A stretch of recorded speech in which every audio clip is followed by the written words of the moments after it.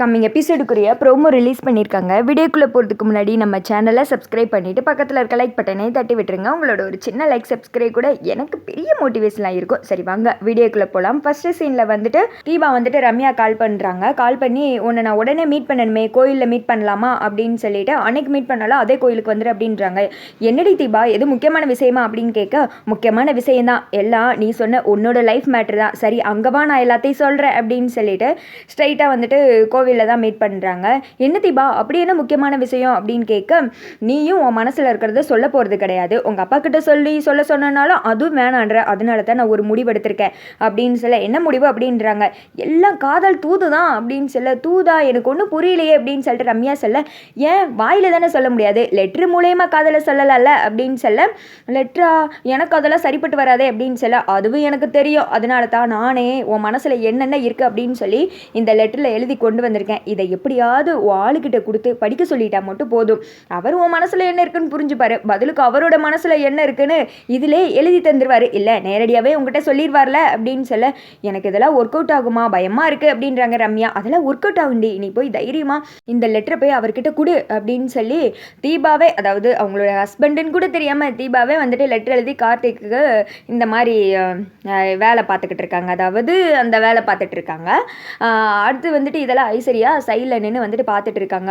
ஐயோ இந்த கரப்பாம்பூச்சிக்கு வேலையே இல்லையே, கிட்ட அடிச்சு கொள்ளுங்கடா, எப்போ பார்த்தாலும் பின்னாடியே வருது, அதுக்கு வேறு வேலை சொல்லியே இருக்காது போல்.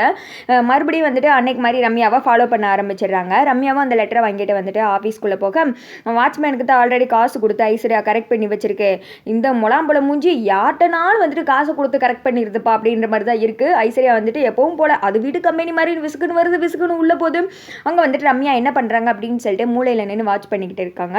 இதில் ஒரு ஹைலைட்டான விஷயம் என்னென்னா, ஐஸ்வர்யா அவ்வளோ பெரிய கம்பெனியில் எங்கிட்ட நின்று ரம்யா என்ன செய்கிறாங்கன்னு பார்த்துட்டு இருப்பாங்களாம். ரம்யாவோட கேபின் அவ்வளோ வெட்ட வெளிச்சமாவா இருக்குது, இல்லை அது அவ்வளோ பெரிய கற்கால குகையாக ஐஸ்வர்யா எங்கனாலும் ஒளிஞ்சிக்கிட்டு இருக்க, அங்கே இருக்கிற 6 லேபர்ஸ் கண்ணுக்கும் ஐஸ்வர்யா தெரியலையா, என்னங்கடா இது சோதனை அப்படின்ற மாதிரி இருக்குது.